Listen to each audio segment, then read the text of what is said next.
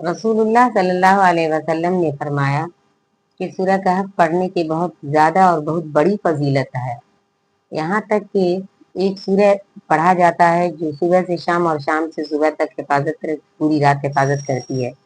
बल्कि इस सूरत में ये खासियत है कि अगर आप इस जुमा इसकी तिलावत करते हैं या इसकी तिलावत सुनते हैं दिल लगा करके, तो आपको आने वाले अगले जुमा तक के लिए ये तिलावत महफूज कर दी जाती है आपके हक में। जो शख्स सूरह कहफ की इब्तदाई 10 आयत याद करे और पढ़े, वो दज्जाल के फितने से महफूज रहेगा। जो आदमी जुमा के दिन सूरह कहफ की तिलावत करेगा, आइंदा जुमा तक उसके लिए एक रोशनी मुकर्रर रहेगी। एक मर्तबा सैयद बिन हज़ेर रात के वक्त अपने घर में सूरह कहफ की तिलावत कर रहे थे और उनका घोड़ा भी पास ही बंधा हुआ था। वो बदकिनार शुरू हो गया। उन्होंने आसमान की तरफ नजर उठाकर देखा तो उन्हें एक नूर दिखाई दिया जो एक बादल के टुकड़े की तरह उन पर साया किए हुए था। उन्होंने ये वाकया आप हुजूर सल्लल्लाहु अलैहि वसल्लम से बयान किया तो आप सल्लल्लाहु अलैहि वसल्लम ने फरमाया, ये सूरह कहफ थी जो तुम उसकी तिलावत की करते हो और उसी की वजह से वो रोशनी तुम पे नाजिल हुई थी।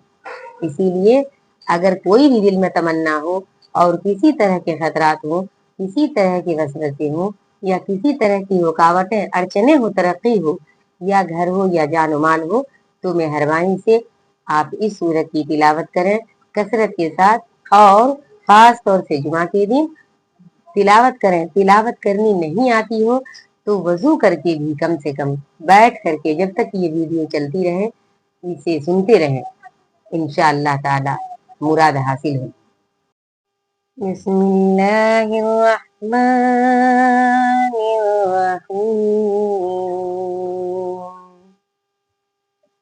अल्हम्दुलिल्लाहिल्लज़ी अंज़ल अला अब्दिहिल किताब व लम यजअल लहू इवजा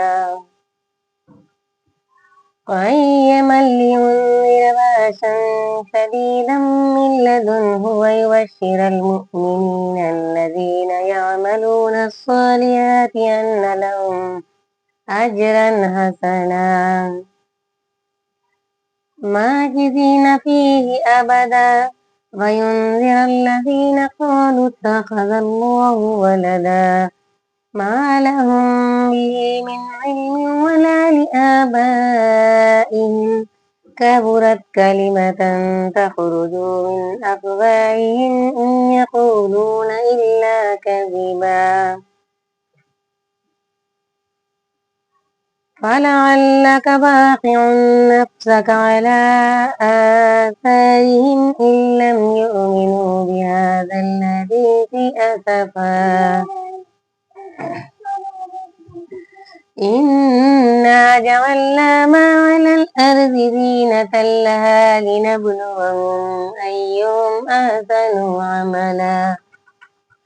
وإنا لجاعلون ما عليها صعيدا جرزا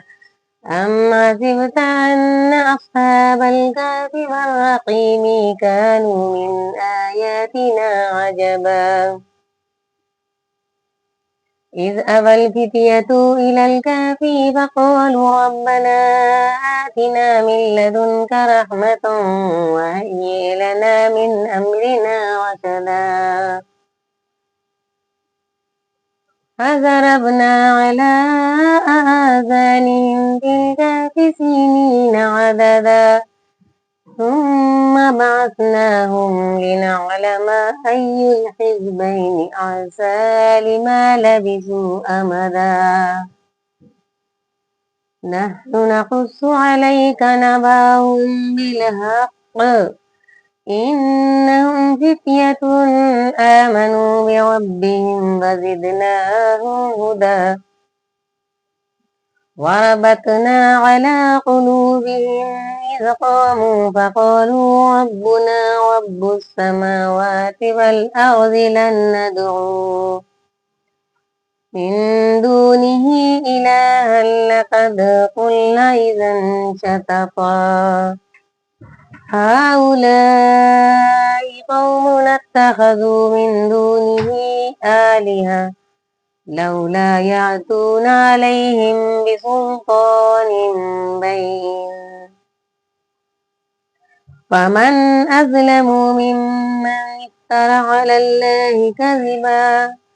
وإذ اعتزلتموهم وما يعبدون إلا الله فأووا إلى الكهف ينشر لكم ربكم من رحمته ويهيئ لكم من أمركم مرفقا وترى الشمس إذا طلعت تزاور عن كهفهم ذات اليمين وإذا غربت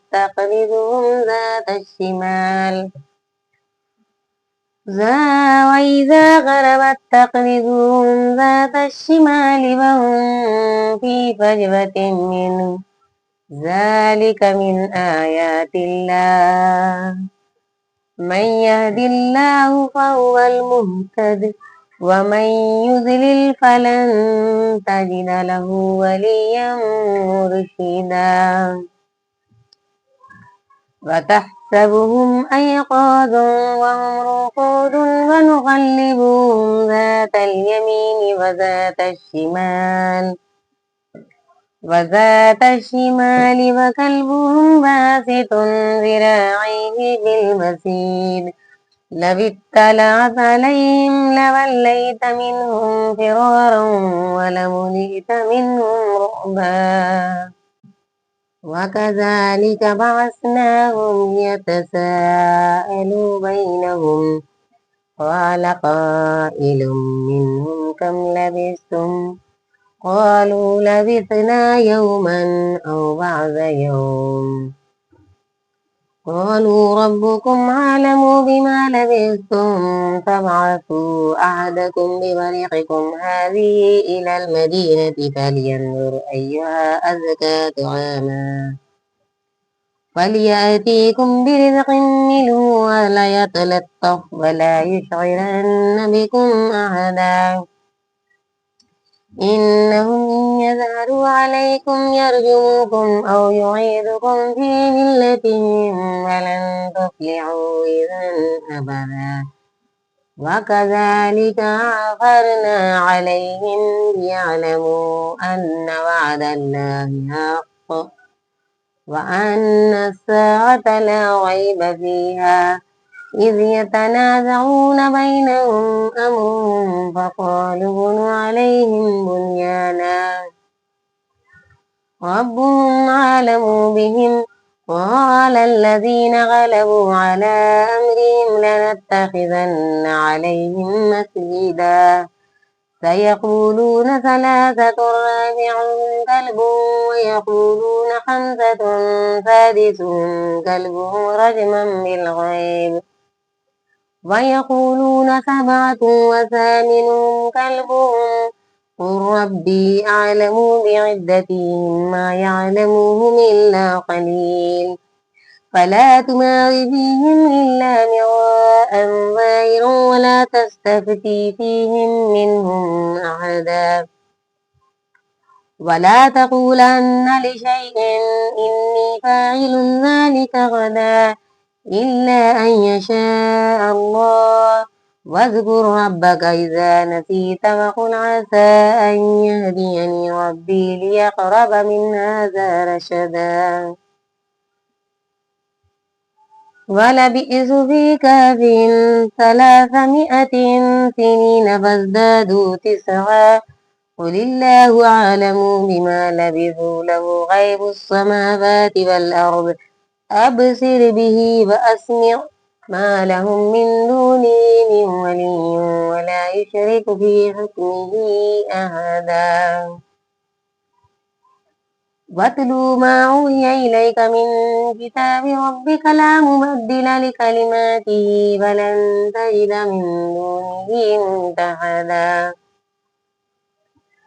واصبر نفسك مع الذين يدعون ربهم بالغداة والعشي يريدون وجهه ولا تعد عيناك عنهم تريد زينة الحياة الدنيا ولا تطع من أغفلنا قلبه عن ذكرنا واتبع هواه وكان أمره فرطا وقل الحق من ربكم فمن شاء فليؤمن ومن شاء فليكفر إنا أعتدنا للظالمين نارا أحاط بهم سرادقها وإن يستغيثوا يغاثوا بماء كالمهل يشوي الوجوه بئس الشراب وساءت مرتفقا إن الذين آمنوا وعملوا الصالحات إنا لا نضيع أجر من أحسن عملا أولئك لهم جنات عدن تجري من تحتهم الأنهار يحلون فيها من أساور من ذهب ويلبسون ثيابا خضرا من سندس واستبرق متكئين فيها على الأرائك نعم الثواب وحسنت مرتفقا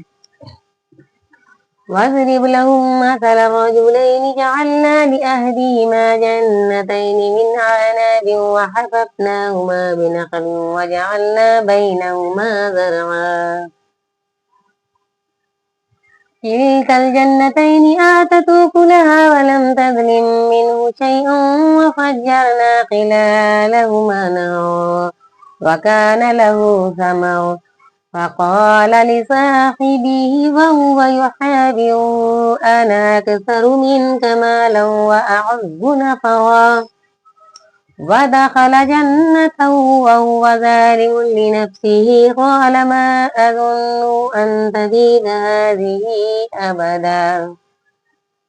وما أظن الساعة قائمة ولئن رددت إلى ربي لأجدن خيرا منها منقلبا قال له صاحبه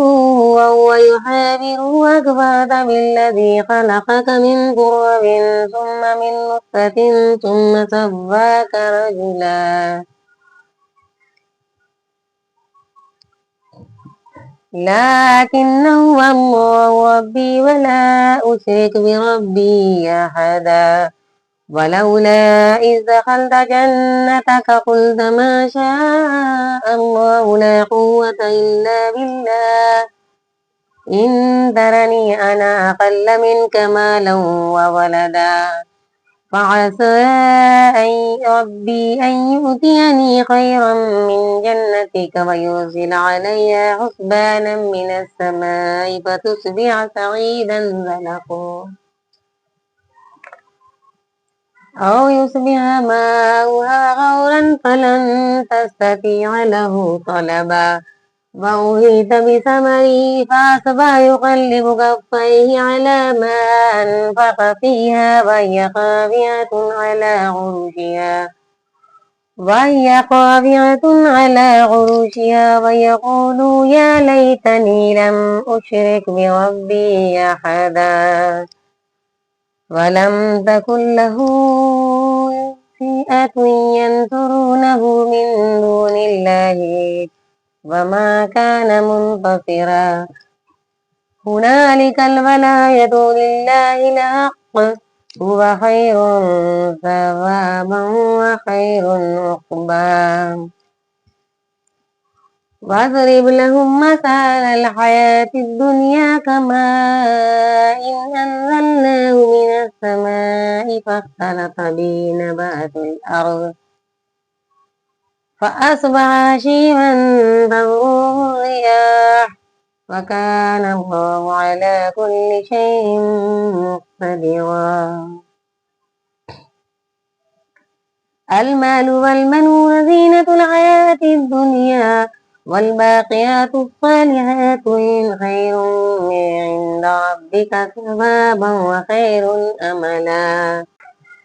ويوم نسير الجبال وترى الأرض بارزة وحشرناهم فلم نغادر منهم أحدا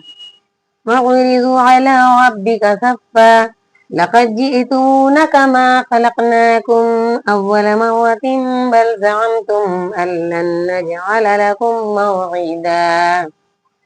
ووضع الكتاب فترى المجرمين مشفقين مما فيه ويقولون يا ويلتنا ما لهذا الكتاب لا يغادر صغيرة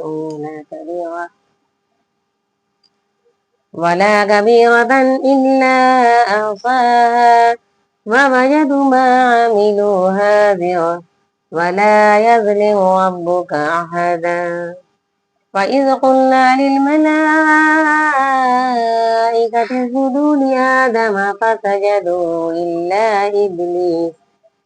كان من الجن ففسق عن أمر ربه أفتتخذونه وذريته أولياء من دوني وهم لكم عدو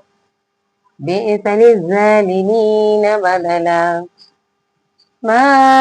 أشهدتم خلق السماوات والأرض ولا خلق أنفسهم فما كنت متخذ المضلين عضدا ويوم يقولون نادوا شركائي الذين زعمتم فدعوهم فلم يستجيبوا لهم وجعلنا بينهم موبقا فرأى المجرمون النار فظنوا أنهم مواقعها فلم يجدوا عنها مصرفا ولقد صرفنا في هذا القرآن للناس من كل مثل وكان الإنسان أكثر شيء جدلا وما منع الناس أن يؤمنوا إذ جاءهم الهدى ويستغفروا ربهم إلا أن تأتيهم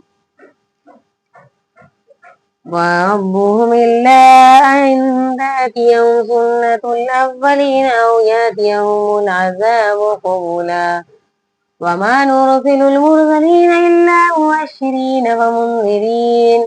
ويجادل الذين كفروا بالباطل ليدحضوا به الحق فاتخذوا آياتي وما أنذروا هزوا ومن أظلم ممن ذكر بآيات ربه فعرض عنها ونسي ما قدمت يداه إنا جعلنا على قلوبهم أكنة أن يفقهوا وفي آذانهم وقرا وإن تدعهم إلى الهدى فلن يهتدوا إذا أبدا وربك الغفور ذو الرحمة لو يؤاخذهم بما كسبوا لعجل لهم العذاب بل لهم موعد لن يجدوا من دونه موئلا وتلك القرى أهلكناهم لما ظلموا وجعلنا لمهلكهم موعدا وإذ قال موسى لفتاه لا أبره حتى أبلغ مجمع البحرين أو أمضي حقبا فلما بلغ مجمع بينهما نسيا حوتهما فاتخذ سبيله في البحر سربا فلما جاوزا قال لفتاه آتنا غداءنا لقد لقينا من سفرنا هذا نسبا قال أرأيت إذا بينا إلى الصخرة فإني نسيت الحوت وما أنسانيه إلا الشيطان أن أذكره واتخذ سبيله في البحر عجبا قال ذلك ما كنا نبغي فارتد على آثارهما قصصا فوجد عبدا من عبادنا آتيناه رحمة من عندنا وعلمناه من لدنا علما قال له موسى هل أتبعك على أن تعلمني مما علمت رشدا قال إنك لن تستطيع معي صبرا وكيف تصبر على ما لم تحط به خبرا قال ستجدني إن شاء الله صابرا ولا أعصي لك أمرا قال فإن اتبعتني فلا تسألني عن شيء حتى أحدث لك منه ذكرا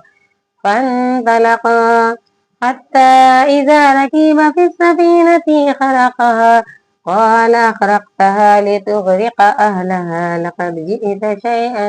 إمرا قال ألم أقل إنك لن تستطيع معي صبرا قال لا تؤاخذني بما نسيت ولا ترهقني من أمري عسرا فانطلقا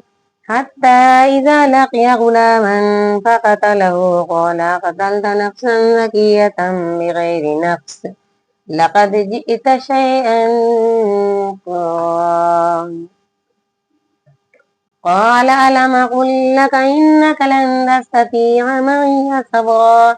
قال إن سألتك عن شيء بعدها فلا تصاحبني قد بلغت من لدني عذرا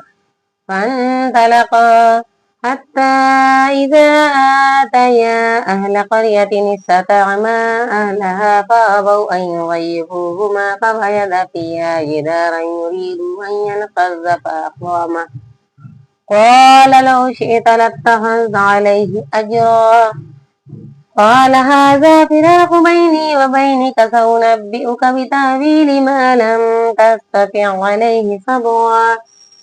أما السفينة فكانت لمساكين يعملون في البحر فعرضت عن عيبها وكان وراءهم ملك يأخذ كل سفينة غصبا وأما الغلام فكان أبواه مؤمنين فخشينا أن يرهقهما طغيانا وكفرا فأردنا أن يبدلهما ربهما خيرا منه زكاة وأقرب رحما وأما الجدار فكان لغلامين يتيمين في المدينة وكان تحته كنز لهما وكان أبوهما صالحا فأراد ربك أن يبلغا أشدهما ويستخرجا كنزهما رحمة من ربك وما فعلته عن أمري ذلك تعبير ما لم تستطع عليه صبرا ويسألونك عن ذي القرنين قل سأتلو عليكم منه ذكرا إنا مكنا له في الأرض وآتيناه من كل شيء سببا فأتبع سببا حتى إذا بلغ مغرب الشمس وجدها تغرب في عين هامئة ووجد عندها قوما قلنا يا ذا القرنين إما أن تعذب وإما أن تتخذ فيهم حسنا قال أما من ظلم فسوف نعذبه ثم يرد إلى ربه فيعذبه عذابا نكرا وأما من آمن وعمل صالحا فله جزاء الحسنى وسنقول له من أمرنا يسرا ثم أتبع سببا حتى إذا بلغ مطلع الشمس وجدها تطلع على قوم لم نجعل لهم من دونها سترا كذلك وقد أحطنا بما لديه خبرا ثم أتبع سببا حتى إذا بلغ بين السدين وجد من دونهما قوما لا يكادون يفقهون قولا قالوا يا ذا القرنين إن ياجوج وماجوج مفسدون في الأرض فهل نجعل لك خرجا على أن تجعل بيننا وبينهم سدا قال ما مكني في ربي خير فأعينوني بقوة أجعل بينهم ردما آتوني زبر الحديد حتى إذا ساوى بين الصدفين قال انفخ حتى إذا جعله نارا قال آتوني أفرغ عليه قطرا فما استطاعوا أن يظهروه وما استطاعوا له نقبا قال هذا رحمة من ربي فإذا جاء وعد ربي جعله دكاء وكان وعد ربي حقا فتركنا بعضهم يومئذ يموج في بعض ونفخ في الصور فجمعناهم جمعا وعرضنا جهنم يومئذ للكافرين عرضا وعرضنا جهنم يومئذ للكافرين عرضا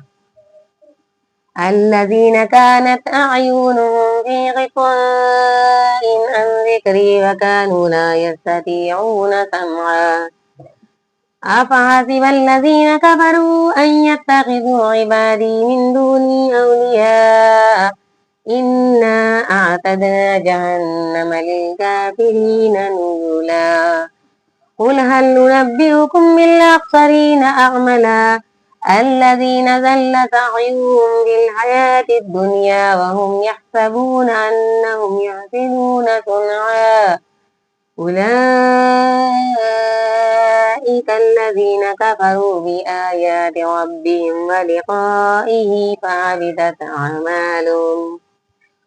ولقائه فحبطت أعمالهم فلا نقيم لهم يوم القيامة وزنا ذلك جزاؤهم جهنم بما كفروا واتخذوا آياتي ورسلي هزوا إن الذين آمنوا وعملوا الصالحات كانت لهم جنات الفردوس نزلا